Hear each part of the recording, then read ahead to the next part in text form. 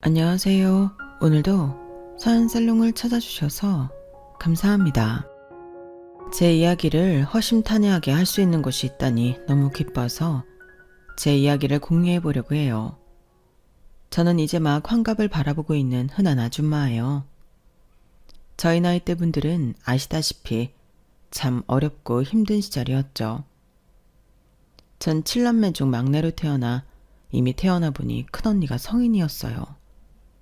큰오빠가 가수를 한답시고 집안을 다 말아먹고 도망가는 동안 아버지는 큰오빠를 잡으러 가다가 교통사고로 돌아가셨고 그 이후부터 정말 힘든 시절을 살았어요. 국민학교 때부터 새빵살이를 하였는데 언니 오빠들은 전부 제 살 길 찾아갈 동안 전 어렸기 때문에 엄마와 둘이서 생활을 하여야 했어요. 그랬기 때문에 동네 부유한 집 작은 방 한켠에 엄마와 제 몸을 맡길 수가 있었죠. 어려서 곧잘 지내던 주인집 딸과는 막역하게 자매처럼 자랐어요. 물론 저와는 다른 신세인 친구가 너무 부러웠지만 그때까진 참 친하게 잘 지냈죠. 국민학교를 들어서면서부터는 친구는 다른 친구들과 어울리며 본인 집에 새방을 산다며 저를 놀리기 시작했어요. 속상한 날이 하루 이틀이 아니었고 예민한 시기였기에 그 말이 얼마나 상처가 됐는지 몰라요. 하지만 엄마는 갈 데가 없다며 늘 울고 불고는 저의 말을 무시하셨어요. 그때는 그게 그렇게 상처가 되고 속상했는데 제가 살아보니 엄마 마음에도 얼마나 상처가 되셨을지 짐작도 안 가네요. 제 자식에게 뭐든 다 해주고 싶은 것이 부모니까 말이죠. 그렇게 제 학창시절은 늘 놀림과 따돌림의 연속이었어요. 제 입으로 말하긴 그렇지만 얼굴이 예쁘장한 편이어서 그래도 남자인 친구들이 꽤 많이 저를 좋아하였는데 그것 때문인지 그 친구의 따돌림과 경멸은 더욱 심해졌어요. 그렇게 지옥 같은 중학교까지 보냈고 그동안 제 학비를 큰언니가 다 내주었는데 더 이상 학비를 줄 수 없다는 큰언니였죠. 사실 알고 있었어요. 큰언니도 여유가 있는 건 아니었거든요. 은호가 여자애가 그 정도 공부했으면 된 거야. 그러니까 그냥 살림에 이제 보태도록 해. 너도 우리 집 사정 알잖아. 언니, 나 유치원 교사 너무 하고 싶어. 그러려면 대학도 가야 하는데. 넌 염치가 있니? 우리 수준의 중학교까지 보내준 것도 감사하게 생각해. 그래 은호가 네 언니한테 고맙다고 해라. 너도 이제 네 앞가림은 해야지. 엄마조차도 학교는 그만다리라며 저를 다그치셨어요. 그 놀림과 멸시에도 참았던 이유는 저의 꿈을 위해서였는데 현실 앞에 부딪히고 나니 꿈을 접을 수밖에 없었어요. 제가 고등학교에 진학하지 못한다고 하자 새빵 주인 딸인 친구는 저를 대놓고 역시나 비웃더라고요. 역시 네 주제가 그렇지. 너 사실은 중학교까지 나온 것도 대단한 거야. 분수를 알아야지. 우리랑 같은 급이 말이 되니? 니네 엄마나 너나 참 웃긴단 말이야. 너 말 다 했어? 내가 너랑 같은 사람인데 분수라니. 그리고 네가 이렇게 잘 사는 집에 태어난 것 말고는 나보다 잘난 게 뭐가 있어? 공부도 못하는 게. 뭐야? 네가 쫓겨나고 싶어서 안달을 하는구나. 너 우리 엄마한테 다 말할 거야. 친구는 쪼르르 어머니께 달려가 무슨 말을 하였는지 그 다음날 바로 저희 엄마를 부르셔서 저는 이번 달을 마지막으로 방을 빼야 했어요. 무려 12년을 살았던 새 방이었는데 한순간에 저흰 오갈 데가 없어졌죠. 그땐 내가 좀 참을 거리라는 생각이 복받쳐 올랐어요. 저희 엄마는 그 길로 큰언니 댁으로 가시게 되었고 형부가 있었기에 저까지 받아줄 수 없던 언니더라고요. 전 언니 손에 이끌려 동네의 한 미장원을 가게 되었고 그곳에서 먹고 자며 일을 배웠어요. 겨울이면 손님 샴푸에 염색약, 파마약에 손이 부르텄죠. 하지만 돈을 버는 기쁨이 참 말로 닿을 수 없었어요. 매일같이 돈 걱정에 밤을 지새지 않아도 되고 큰언니 눈치에 용돈 달라는 말도 못했던 저였기 때문에 지금 이 벌이가 저에겐 참 기뻤어요. 다행히 원장 선생님도 너무 좋으신 분을 만나게 되어 저를 적극 지지해 주셨어요. 은호가 기술 하나 배워두면 평생 써먹는다? 나도 진짜 힘들었는데 그래도 지금 이렇게 굶고는 안 살잖니. 너 지금 정말 선택 잘한 거야. 내 어릴 때 생각나서 널 볼 때마다 짠하고 그래. 원장님 밑에서 열심히 배울게요. 늘 저를 친동생처럼 챙겨주시더라고요. 그렇게 한 푼 두 푼 모으며 일을 하고 있었던 그때 교복 입은 학생들이 웃으며 걸어가는 것을 보았고 수건을 털다가 마냥 부럽다는 생각을 하게 되었어요. 돈 걱정 없이 저렇게 살 수 있는 삶이 제일 부럽다는 생각 말이죠. 한참을 바라보고 있는데 아주 오랜만에 주인집 딸을 만나게 되었고 본인 친구들과 절 가리키며 비웃고 있었어요. 그리곤 수건을 널고 있던 저에게 다가왔죠. 딱이다. 너랑 진짜 어울려. 쥐도 새도 모르게 방 빼서 뭐하나 했더니 참나. 어머 수지야. 네가 말한 너희 집에 새들어 살았다는 애구나. 네 말대로 진짜 표독하게 생겼다. 그치. 관상이 이러니까 이렇게밖에 못 살잖아. 지질이 궁상 미장원이라니 천박해라. 아니다.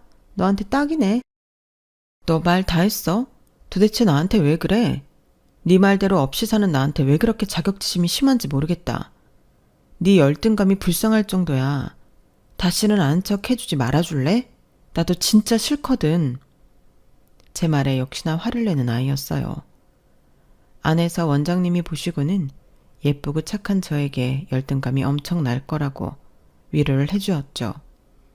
기분은 좋지 않았지만 제 갈 길 잘 가면 될 거라고 생각했어요. 그렇게 계속 열심히 기술을 배웠고 어느덧 전 성인이 되었죠.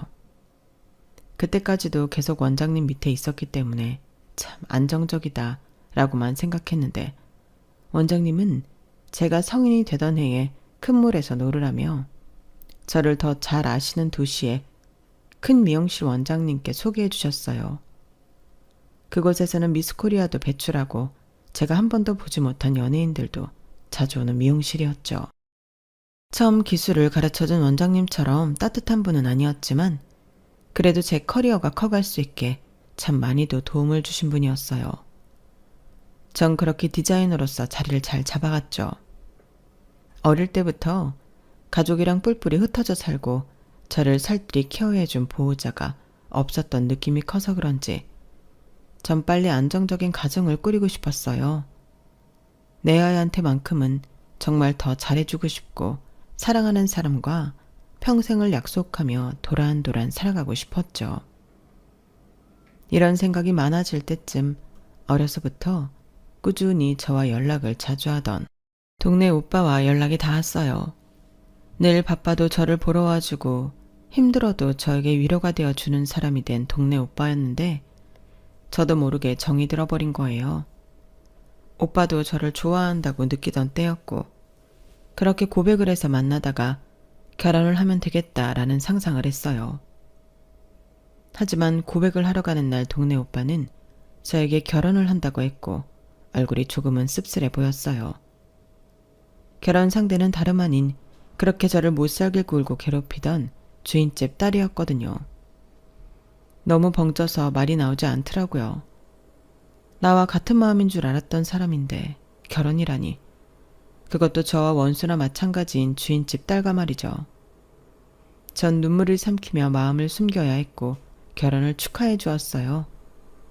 그리고 그 이후 동네 친구에게 듣기론 저와 동네 오빠가 좋은 만남을 가지고 있다는 것을 안 주인집 딸이 회방을 놓은 거라고 하였죠.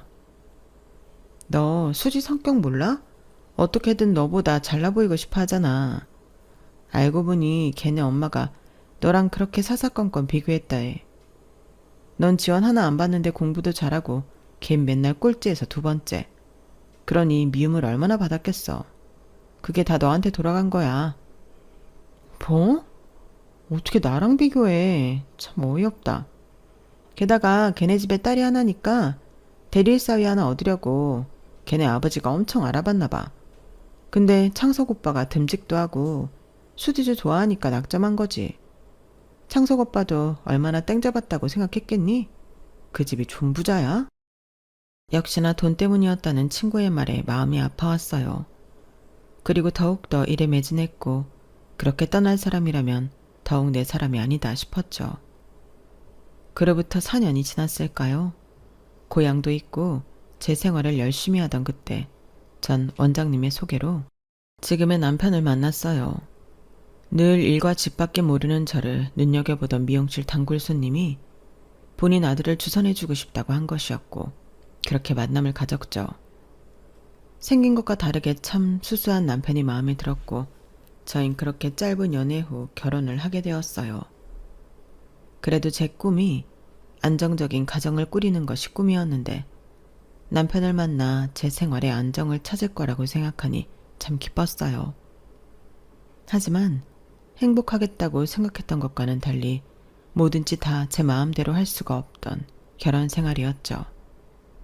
공무원인 남편이었기에 고지식은 물론이고 말수도 적은 남편이었고 행여나 제가 속상한 소리를 하면 돌아오는 대답은 다 그러고 산다였어요. 결혼 후 알콩달콩 살 수 있을 거라는 것과는 다른 결혼 생활이었죠. 또 시어머니는 홀어머니였고 게다가 남편은 하나밖에 없는 금쪽 같은 아들이었기에 전 시어머니를 모시고 살았어요. 결혼 전 저를 마음에 들어 하시던 시어머니였지만 시어머니는 호랑이 같은 면이 있어서 저를 자주 다그치셨어요. 아침에 애비 출근하는데 뜨끈한 국 하나 없냐? 너네가 어쩜 그렇게 무지하니? 하여간 이래서 학벌은 좀 보라고 한 건데 내가 큰 실수를 했다. 애비가 국은 괜찮다고 해서요. 다음엔 국까지 같이 올려놓을게요. 그걸 고지고대로 들어? 멍청한 것. 시어머니는 늘 저에게 저렇게 멍청하다며 핀잔을 주었어요. 결혼을 하고 시어머니가 일을 그만두었으면 좋겠다고 하셔서 일까지 그만두고 전 살림에만 몰두했고 결혼 생활을 하며 애 셋을 낳았죠. 무뚝뚝한 남편의 호랑이 같은 시어머니였지만 자식들을 보면 참 행복하다는 말이 절로 나왔어요. 어려서부터 그렇게 사랑을 갈구했는데 아무 이유 없이 엄마를 제일 사랑해주고 제일 최고라고 하는 아이들이 있었기에 버틸 수 있었거든요. 그렇게 집안에서 살림하고 애 키우는 전업주부가 되어가고 있었어요. 하지만 어느 날부터인가 남편이 몸이 많이 안 좋아지기 시작했고 결국엔 신장이 망가져 신장 투석을 받아야 했죠. 그러다 보니 일도 그만두게 되었고 전 아이 셋을 먹여 살려야 했기에 남편 퇴직금으로 동네에 작은 미용실을 열었어요. 저에게 처음 기술을 알려준 원장님 말이 꼭 맞았어요. 기술을 배우면 평생 걱정 없이 먹고 살 수 있다는 말이었죠. 전 그렇게 동네에 작은 미용실을 열어 버는 족족 아이들을 공부시켰고 남편의 병원비를 내야 했어요. 가끔 너무 지치고 힘들더라고요. 내 인생 왜 이렇게 쉬운 게 하나 없나 하는 생각도 들면서 파마를 말다가도 울고 염색을 하다가도 울고 샴푸를 하다가도 울고 그런 시절을 겪어내었죠. 하지만 생각을 해보면 우리 엄마는 나에게 아무런 것도 안 해주셨지만 난 이렇게 벌어서 우리 애들의 뒷바라지를 해줄 수 있으니 얼마나 좋아 라고 생각하며 버텼어요. 무뚝뚝한 남편도 제가 힘들게 일하는 걸 아는지 그래도 눈치껏 애들 밥도 챙겨주고 가게에 나와 청소도 해주며 저를 도와주었어요. 단 하나 호랑이 같은 시어머니는 그것조차도 마음에 들어 하시지 않더라고요. 남자가 집안일이 웬 말이며 가게를 왜 도와줘? 참나 넌 아주 좋겠다. 자상한 서방 만나서 네 일 다 도와주고. 어머니 요즘엔 남자도 이런 일도 하는 거예요. 예전이랑 달라요. 달라? 네가 날 가르쳐? 우리 아들이 너 만나서 아픈 거야. 알아? 아, 엄마 그런 소리 하시지 말라니까.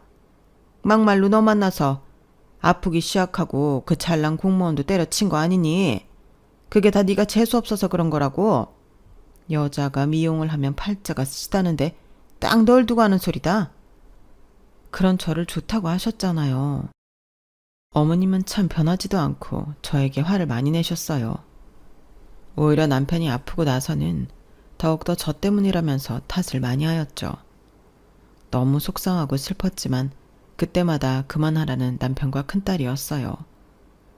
딸은 할머니 말에 매일같이 반박을 하며 제 편을 들어주었죠. 할머니, 그만 좀 해. 지금 엄마가 얼마나 힘든지 몰라? 알면서 제발 그만해. 뭐? 저기 집에 같이 엄마 닮아가지고 버르장머리 없는 것? 소영아, 얼른 들어가. 할머니한테 그게 무슨 말버릇이야. 이렇게 얘기했지만 아무도 들어주지 않는 편을 딸아이 혼자만 들어주는 것 같아 내심 고마움에 눈물도 흘린 적이 많았어요. 내 노고를 그래도 자식들은 알아주는구나 싶었죠. 전 속상한 날에도 늘 웃으며 최선을 다했고 오로지 자식들을 위해 버티고 버텼어요. 큰애가 대학에 들어가면서 남편도 어느 정도 건강을 찾았죠. 지나온 세월 악착같이 살았는데 이제 좀 마음의 여유를 갖고 살아야지 싶었어요. 하지만 시어머니가 중풍으로 쓰러지셔서 병수발을 해야만 하는 시기가 왔죠. 다들 요양원에 보내라. 절대 못 모신다 했지만 그래도 우리 애들의 아빠를 생각해서라도 제가 모시고 싶은 생각이 들었어요. 저에게 미운 말만 하고 늘 속상하게 한 시어머니였지만 차마 대놓고 요양원에 못 보내겠더라고요. 전 미용실 일을 조금 줄이고 시어머니 병수발을 같이 하였어요. 풍에 걸리셔서 몸이 온전치 않으심에도 저에게 화를 내시는 것은 여전하였는데 저도 내공이 많이 쌓여서 어머님을 상대해 드릴 수 있었죠. 그렇게 미운 정이 쌓여가는 병수발이었어요. 하지만 제 노력에도 어머님은 병을 얻은 지 2년 만에 돌아가셨고 돌아가시기 직전 본인의 몸을 아셨나 싶더라고요. 소영애미야, 고맙다. 네가 우리 집에 시집와서 고생만 하고 참 미안해. 어머님, 무슨 말을 그렇게 하세요? 사람이 변하면 안 좋은 거라던데. 됐어요. 그런 말 마시고 완쾌하셔요. 내가 미안해. 내 아들이 불쌍하다는 생각만 하고 너를 나무랐어. 아픈 아들만 생각한 내가 참 못된 시엠이지? 아니요, 충분히 이해해요. 넌 참 착하고 좋은 애인 걸 뻔히 아는데도 말이 그렇게 나왔다. 저도 자식 낳아봐서 알잖아요. 자식이 최고죠. 어머님도 그러실 거고요. 전 다 잊었어요. 그러니까 쾌차하셔서 저한테 못해주셨던 거 다 해주시면 되세요. 넌 참 언제나 속이 깊고 착하구나. 내가 그래서 너를 알아본 거지. 사실 너 처음 봤을 때 우리 아들 짝으로 딱 점지해 두었어. 성실하고 얼마나 순수해 보이던지. 그리고 원장한테 듣기로는 집도 힘들게 산다고 하고 말이야. 저 미워하셨으면서 그런 말씀 왜 하세요? 다 부끄럽네요, 어머니. 그냥 갈 때가 되어서 그런가 너한테 못한 것만 생각난다. 미안했어. 막상 며느리로 받아보니 그렇게 부족해 보이는 거야. 다 내 아들 잘난 줄만 알았던 거지. 됐어요. 다 잊었네요. 그래도 고마웠어. 우리 아들 아픈데도 꿋꿋이 앞에서 병간호해주고 우리 손주들 부족함 없이 키우려고 노력해주고 싫은 소리 하는 시엠이 내다 버리지도 않고 이렇게 모셔주고 말이다. 아유, 왜 이러셔. 눈물 나오게. 마지막 모습을 아셨는지 어머님은 저렇게 말씀을 하셨고 정말 놀랍게도 그 다음날 자다가 돌아가셨어요. 저에게 아픈 말만 하는 시어머니였지만 정이 들었는지 참 마음이 아파왔어요. 어려서 힘들게 살아서 친정엄마 품을 느껴보지 못했던 저였기에 시어머니가 특별했나 보더라고요. 아무리 미운 소리를 해도 말이죠. 한참을 울고 장례를 치렀는데 남편이 저에게 할 말이 있다며 잠깐 와보라고 했어요. 그리고 그 말은 정말 놀랍고 믿기지가 않더라고요. 엄마 하나 있는 땅 보상받게 됐어. 근데 그걸 자기한테 주고 싶다네? 어? 무슨 말이야, 보상이라니. 그리고 끔찍한 아들이 여기 있는데 나한테? 엄마 마음은 안 그러신 분인 거 다 알잖아. 늘 당신이 마음에 쓰였나 봐. 시어머니에게 땅이 하나 있다는 것은 애초에 알고는 있었지만 남편 말로는 참 쓸데없는 땅이라고만 했어요. 저희가 그렇게 어렵게 살 때 도움이 되지도 않은 땅이었죠. 하지만 그게 지금 개발이 되면서 돈방석에 앉게 되었고 유언으로 저에게 주고 싶다고 하셨어요. 남편 또한 고생한 저에게 흔쾌히 줄 수 있다고 말을 하더라고요. 땅을 받아서가 아니라 참 눈물이 많이 흘렀죠. 그래도 내가 어머님 며느리였구나 싶은 마음도 들었고 열심히 살아온 세월 이렇게 다 알아주는구나 싶었어요. 그렇게 시어머니의 마지막 선물은 제 인생을 완전히 뒤바뀌어주는 계기가 되더라고요. 아파서 남편 노릇도 제대로 못했는데 이 정도는 받을 자격 충분해. 그래도 너무 과하다. 무뚝뚝하지만 저를 위해 진심을 다해 응원해주는 남편 덕분에도 감동을 받았어요. 아마 다른 사람이었으면 혹시라도 저한테 땅을 주지 않았을 것 같았거든요. 그래도 시어머니 유언이라고 잘 들어주는구나 싶은 것이 고마웠고 애초에 착한 사람인 거 알고 결혼한 거지 라는 생각이 들었어요. 그리고 더욱 열심히 살아야겠다고 생각도 들었네요. 막상 보상을 받으니 뭐부터 해야 할지 생각을 엄청 하게 되더라고요. 전 그 땅을 팔아 부동산 경매 공부를 시작했고 운이 좋아서인지 투자하는 족족 돈을 많이 벌 수 있게 되었어요. 생활이 바뀌니 저에게 다가오는 사람들도 바뀌었고 그저 자식들에게 아무런 걱정 없이 모든 걸 지원해 줄 수 있다는 사실만으로도 너무 기뻤죠. 그러다 문득 어려서 돈이 없어 못했던 공부가 생각나더라고요. 배움의 늦음은 없다지만 전 저보다도 저 같은 처지에 놓여 있는 학생들에게 베풀고 싶은 생각이 들었어요. 그리고 자식들의 친구들 중 정말 형편이 어려운 친구들을 골라 제가 개인 후원을 하였죠. 제 자식들이지만 참 바르게 자랐더라고요. 어려운 친구들을 위해서 도와줄 줄 알고 오히려 저보고 더 베풀어 달라는 자식들의 말에 감동이 배로 다가왔어요. 자식들의 친구들이어서 그런지 정말 자식처럼 아끼지 않았죠. 저에게 돈을 쓸 때보다도 참 기쁜 마음이 들더라고요. 누군가 나도 이렇게 해줬으면 좋았겠다 싶은 대리만족이라고 할까요? 그렇게 10년을 넘게 후원을 하였고 제 자식들과 마찬가지로 대학을 가서 어엿한 사회인들이 되었어요. 자식이 3명이 아니라 후원한 자식들까지 여러 명이 되었는데 그게 그렇게 기쁠 수 없었어요. 남편도 처음엔 반대를 했지만 이렇게 후원한 친구들이 커서 선한 영향력을 끼치는 것을 보곤 저에게 대단하다고 칭찬을 해주더라고요. 그저 저 하나로 인해 많은 사람들이 공부도 하고 꿈을 향해 달려나간다면 그것이야말로 정말 행복하다고 생각했어요. 저 역시 어려운 시절 처음 만났던 미용실 원장님의 도움을 많이 받았던지라 배려가 얼마나 중요한지 뼈저리게 느꼈거든요. 초년에 고생한 제가 중년이 되어 이렇게 살고 있으니 더할 나위 없는 기쁨이 되었지만 그동안 일만 하고 돈만 버느라 제 인생을 즐기지 못했다고 생각이 들었어요. 엄마, 이제 꾸미고 살아. 즐기면서 좀 쉬엄쉬엄 즐겨도 되잖아요.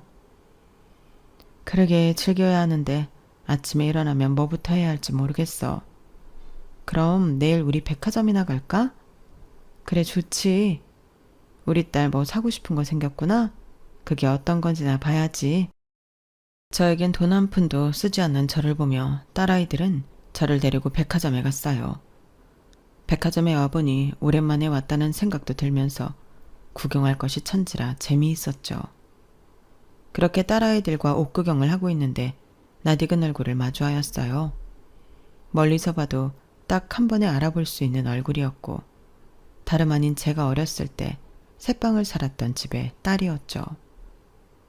먹고 살기 바빠서 고향 소식은 아예 뚝 끊고 살았던지라 정말 제 머릿속에서 잊고 있었는데 이렇게 만나게 되다니 참 놀라웠고 저도 모르게 걸음을 멈추게 되었어요. 그리고 다시 한 번 더 확인하게 되었죠. 시간은 많이 흘렀지만 그 얼굴은 잊혀지지 않더라고요. 예전보다 훨씬 마른 얼굴이지만 여전히 제 눈엔 광기가 가득해 보이긴 했어요. 너무 신기한 게 그 친구도 저를 알아보았는지 동시에 뒤를 돌아봤고 그 친구는 저에게 다가왔어요. 너 은옥이 맞지? 어떻게 여기서 다 보냐? 아, 옆엔 딸들? 하긴 애들한테 너 결혼했다고 그쯤 들은 것 같긴 하다. 나도 창수 오빠랑 결혼했다는 거 들었지? 여기서 이럴 게 아니라 우리 어디 가서 얘기 좀 할래? 아니, 나 바빠서 용건만 해. 저를 보며 무슨 말이든 하고 싶어 했지만 딱 잘라 거절하는 저를 보니 기분이 많이 나쁜 듯 보였어요. 그래서 그런지 대뜸 동창회 얘기를 하며 슬슬 약을 올리더라고요. 참, 나이가 들어도 변하지 않는 친구의 모습을 보니 웃음이 나왔어요. 그렇게 대답하려고 했던 건 아니었지만 사실 어렸을 적 앙금이 아직 남았는지 저도 모르게 친구가 얘기하자는 말에 딱 잘라 거절한 모양새가 되어버린 거죠. 그렇지만 딱히 후회가 들거나 하진 않았어요. 아, 그래? 뭐 바쁘면 할 수 없지. 하긴 먹고 살려면 힘들긴 하겠어. 그치? 꼴을 보아하니 그래도 치장은 하긴 했는데 너 그거 다 가짜지? 내가 너 사는 거 뻔히 알잖니. 나한테는 안 속여도 돼. 무슨 말이 그렇게 장황해. 용건만 해. 우리 다음 달에 동창회 하는데 너도 오라고. 생각해보면 우리 국민학교 졸업생인데 너도 이제 참석은 해야지. 아니야, 내가 늘 참석했던 것도 아닌데 어색하지. 난 괜찮아. 왜? 회비 부담스럽니? 뭐? 회비가 부담스럽다니? 너 결혼했다는 소식 들었을 때 호래비 밑에서 큰 가난한 장남한테 시집갔다는 소리 들어서 그래. 나한테는 안 숨겨도 돼. 어차피 나한테 이미 못 볼 걸 많이 보였잖아. 난 이해한다니까? 너무 낯선 단어 동창회라는 말에 거절했지만 친구는 회비를 운운하며 저를 무시하였어요. 그래, 언제까지 이런 애한테 무시를 당해야 할까 싶어 그 자리에서 동창회를 가겠다고 하고 동창회가 가입되어 있는 네이버 밴드에 초대받았어요. 우리 막 일부러 부담스럽게 하진 않거든. 다들 워낙 이씨 살다 보니 과하게 꾸미는 거나 이런 것도 지겹잖아. 그러니까 그런 짝퉁 안 걸치고 와도 돼. 뭐? 짝퉁? 뭐 눈에 뭐만 보이나 보다. 너 아주 달라졌다. 예전엔 내 말 하나에 부들부들 떨더니. 그래, 우리도 늙었지. 그렇게 몇십 년 만에 만난 친구는 저를 역시나 조롱하며 자리를 떠났고 동창회에서 만나자는 말을 하였어요. 그 모습을 가만히 보고 있던 딸들도 난리가 났죠. 엄마, 저 아줌마 뭐야? 진짜 어이없네. 엄마 인생에서 제일 최악의 인간이야. 어린애도 아니고 동창회 하는 말에 참 웃음이 나왔고 딸아이들 보기도 그랬는지 왜 저러냐고까지 하였죠. 중년의 여자가 되어서 어른이 되어간다지만 동창은 나이만 먹은 것 같았어요. 그리고 딸들은 여자 마음 본인들이 잘 안다며 동창회 때 절대 기죽게 할 수 없다면서 저를 머리부터 발끝까지 요름 스타일로 세련되게 꾸며주었어요. 제가 딸 둘의 아들 하나인데 사실 딸 둘을 낳고 시어머니한테 꽤나 미움을 많이 받았는데 이렇게 나이 들어보니 딸만한 친구들이 없더라고요. 그렇게 딸들의 도움을 받고 저는 난생 처음으로 저에게 큰돈을 써봤어요. 사실 돈만 벌고 남을 위해 쓸 줄만 알았지 저를 위해 써본 적은 없었거든요. 그리고 대망의 동창회 날이 되었고 참 떨렸어요. 종종 연락했던 친구들은 있었지만 그마저도 남편이 아프고 먹고 살기 바빠 연락이 끊어졌었기 때문에 30년 만에 가는 동창회란 정말 떨렸죠. 친구들은 어떻게 변해 있을까라는 생각이었고 사실 성인이 되고 몇 번은 가봤었기 때문에 중년의 친구들이 궁금했어요. 동창회 장소가 제가 아는 장소였기 때문에 막힘없이 도착할 수 있었고 그렇게 도착한 동창회에서 친구들을 만나게 되었어요. 힘들게 살았던 시절 저를 업신여겼던 친구들도 많았지만 진정으로 가슴 아파해준 친구들도 만나게 되었죠. 아, 은옥이 아니야? 너 딱 알아보겠다. 아직도 곱구나? 왜 이제 나왔어?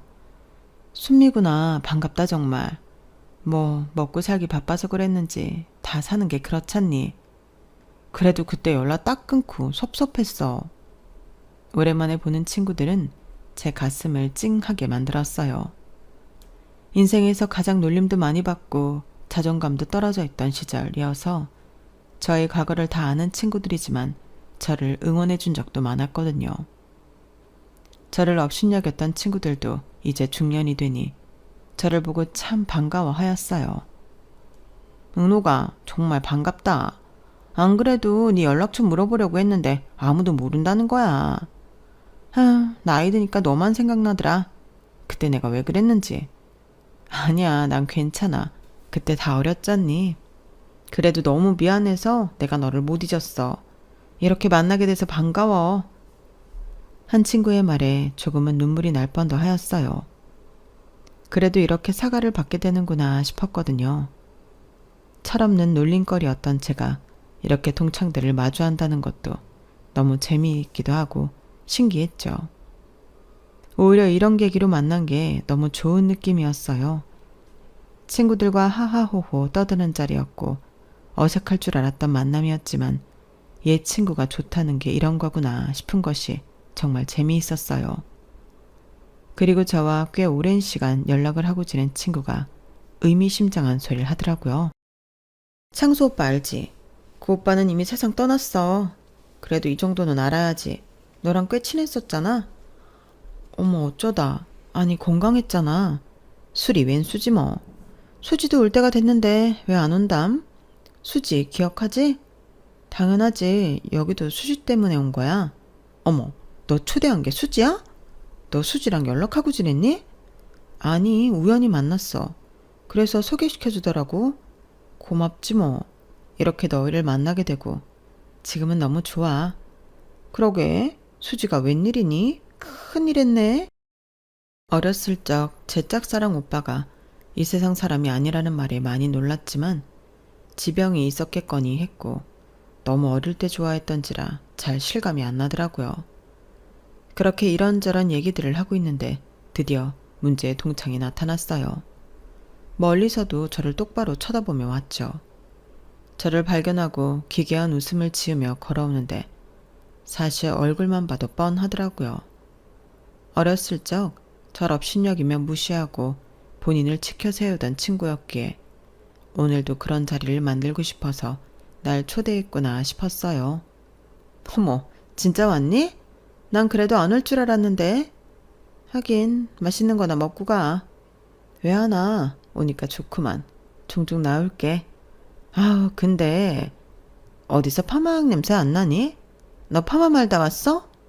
하긴 미용일 했었잖아. 오랜만에 보는데 우스갯소리 좀 하자. 여전히 천민티는 못 숨기네? 친구는 이런 얘기를 하려고 저를 꼭 동창회에 오라고 한 것처럼 보자마자 저에게 파마나 많은 천민이라고 했고 그 순간 분위기는 얼음장처럼 얼어붙었어요. 그 동창은 변한 게 없었고 저에게 아직까지 자격지심이 있어 보였죠. 친구의 말에 다른 친구들은 급격히 제 눈치를 보기 시작했고 저 친구 또 저러네 라는 표정으로 안절부절 못하였어요. 그때는 속수무책 당하기만 했지만 사실 지금은 그때와 제가 많이 달라져 있기도 했죠. 너 무슨 말을 그렇게 하니? 은옥이 당황하게. 그냥 웃고 즐기기나 하자고. 왜 장난도 못 치니? 우리 예전에 이러고 놀았잖아. 친구인데 이런 것도 못 참아? 넌 정말 여전하구나.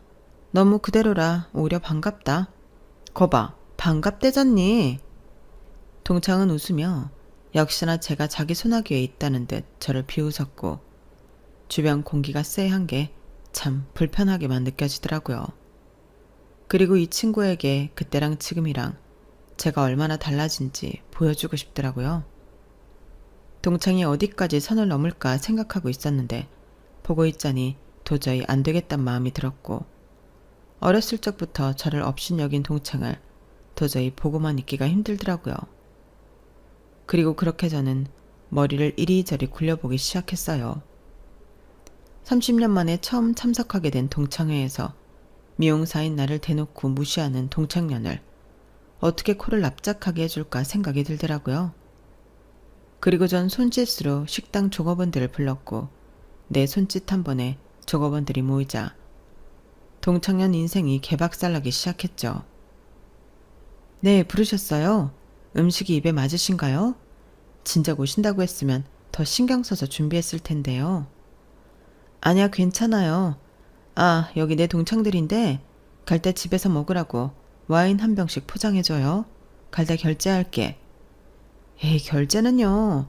사장님 알면 혼납니다. 제 말에 동창은 눈이 동그래졌어요. 아니야, 결제해야지. 이따 꼭 결제 받아요. 친구들은 이게 어떻게 된 거냐며 묻기 시작했고 제가 말도 하기 전에 종업원들이 하나 둘 이야기를 했어요. 아, 친구분들은 잘 모르시나 봐요. 여기 사장님이 저희 대표님 은인이세요. 은인? 아니 무슨 소리야 은호가? 은인은 무슨 그런 소리 말아요. 친구들은 무슨 소리냐며 저에게 되물었고 전 사실을 얘기해 주었어요. 사실은 이 고급 식당 대표는 제가 개인적으로 학교 다닐 때부터 후원을 해준 장학생이었고 훌륭하게 대학까지 마친 뒤 자기 힘으로 유학을 마치고 돌아와 식당을 창업한 것이었어요. 종종 저희 가족이 식사도 하러 가고 굉장히 친밀하게 지냈기 때문에 종업원들도 절 알아본 거죠. 하지만 더 웃겼던 건 저를 늘 깎아내리지 못해 안달이 났던 동창은 이 식당에서 일하고 싶어 면접을 본 상태였어요.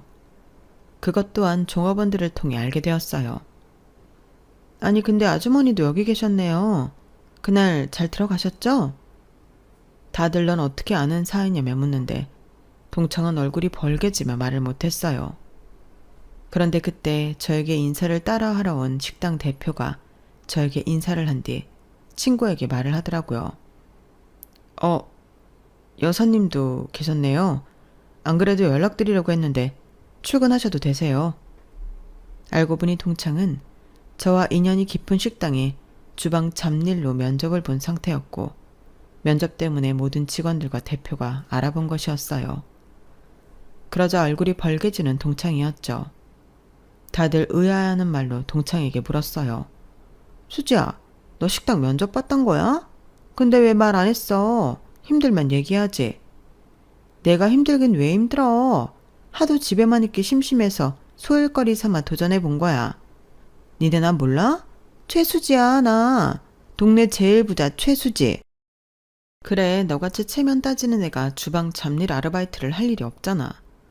대표님 들었죠? 친구가 심심해서 지원한 거래. 뭐야? 이게 어떻게 온 기회인데 여기처럼 시급 세고 일 쉬운 데가 또 있는 줄 알아? 너 입만 뻥끗 해봐. 너무 앞뒤가 안 맞잖니. 제가 대표에게 말해 지원을 취소하라고 하자 동창은 난리가 났어요.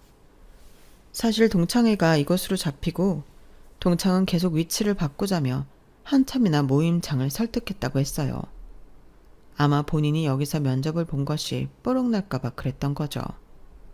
그리고 저와 대표가 특별한 인연이 있을 줄은 몰랐던 동창이었고 이 모든 것을 본 대표는 친구를 쓰지 않겠다고 번복했어요. 그때 저의 친구는 제 탓을 하더라고요. 어려서나 지금이나 참 본인 말이 다 옳다고 하는 동창을 보니 대단하다고까지 느껴졌어요. 이게 다 너 때문이야. 너 어떡할 거야? 어떡하다니. 애초에 네가 거짓말한 걸 가지고 왜 그러니? 그리고 여기 대표랑 나랑 잘 아는 사이가 뭐 어떻다고. 너 아직도 네가 제일 잘난 줄 아는 거 아니지? 보아하니 힘들게 사는 것 같은데 자존심 세우지 말고 열심히 살아. 제 말에 친구들은 웅성웅성 대기 시작했어요. 그리고 친구는 울면서 말하더라고요. 그동안 쌓여온 한이 나름 있는지 말이에요. 오빠가 우리 집 재산 다 말아먹고 돈 날려서 병들어 죽고 내가 사는 게 아니었어. 그래서 안 해본 게 없다. 어머 수지야, 너 동창회 나올 때마다 그렇게 잘 나간다고 허세를 떨어댔잖니? 근데 집이 망했어? 웬일이야, 말을 하지. 그러게, 너 그렇게 사람들 매일 업신여기면서 지내다가 그런 꼴이 된 거야? 천하의 최수지가 어쩌다가. 동창들은 수지를 위로해주긴커녕 오히려 이런 일이 일어나기만을 바랬는지 하나둘 한마디씩 이어나갔어요. 매일같이 본인보다 없이 사는 친구들을 멸시하고 조롱했던 친구의 최후였고 본인이 끝까지 지키고자 했던 비밀들이 알려지자 그야말로 개박살나기 시작한 거예요. 하지만 그 자존심 강하던 친구는 어떻게 해서든지 일을 하야겠는지 저희를 다 무시하고 식당 대표에게 다시 한번 사정을 말하더라고요. 여기 애들은 다 무시하시고 저만 봐주세요. 아까는 나으라고 하셨으면서 이제 와서 번복이라뇨. 여사님이 심심풀이를 생각하신다기에 말이죠. 저희 식당이 장난도 아니고요. 하고 싶은 사람 줄 섰네요. 저 정말 잘할 수 있어요. 믿어줘요. 식당 대표는 저를 보며 난처한 표정을 지어 보였어요. 아무래도 눈치상 저와 사이가 썩 좋아 보이지 않는 동창을 쓰기란 본인도 꺼려진 것이죠. 난 괜찮으니 필요하면 쓰도록 해요. 역시 은옥이가 마음이 넓다. 정말 수지야, 너 은옥이한테 고마워해라? 뭐야? 내가 왜 얘한테 고마워해? 어쩜 난 변한 게 없니? 네가 얼마나 은옥이 무시하고 조롱했어. 우린 다 사과도 했고 풀었어. 너도 좀 반성해. 그래, 반성 좀 해라. 네가 그렇게 못되게 구니까 중년에 이렇게 된 거 아니니? 그러자 동창은 화만 삭힐 뿐 아무런 말도 없었어요. 일이 이렇게 되자 사실 안타까운 마음도 들었죠. 그렇게 당당하고 기가 죽지 않았던 친구인데 사는 게 뭔지 정말 많이도 변했거든요. 하지만 친구는 그날 저에게 아무런 말도 없이 자리를 떴고 그날 동창회는 끝날 때까지 그 동창 얘기뿐이었어요. 그리고 한 친구가 얘기하더라고요. 그 남편이 사업한다고 친정 재산까지 다 말아먹었다는 거 소문인 줄 알았는데 진짠가 봐. 그리고는 폐암 걸려서 안 좋게 됐다는 것도 다 소문인 줄 알았어. 수지가 장례식에 연락을 안 했거든. 그러게 늘 잘난 척만 하니까 우린 그대로인 줄 알았지. 진짜 어쩜 저리 됐니? 이래서 사람은 정말 착하게 살아야 돼. 전 아무런 말도 하지 않았어요. 정말 얄미웠고 속이 시원할 줄 알았는데 막상 마음이 좋지 않았거든요. 동창회가 끝나고 대표는 저에게 와 상의를 하더라고요. 아무래도 제 눈치를 보는 것 같은 마음이었죠. 은서가, 난 괜찮으니까 네가 알아서 해. 다 옛날 일이고 또 보니까 일도 잘할 것 같더라. 그래도 사장님 아니었으면 제가 이렇게 되지도 못했을 건데 앙숙 친구를 종업원으로 쓸 수 있나요? 한사코 동창을 안 쓴다는 말에 전 괜찮다고 10번이나 얘기하였고 결국 친구는 식당에 출근할 수 있었어요. 식당가에서 페이도 세고 일도 힘들지 않다고 소문이 나서인지 친구는 어떻게 해서든지 여기서 꼭 일하고 싶어 했기에 저한테 연락이 왔죠. 달가운 소식은 아니었지만 그날 그렇게 헤어지고 마음이 좋지 않았던 것은 사실이었기에 친구를 따로 만났어요.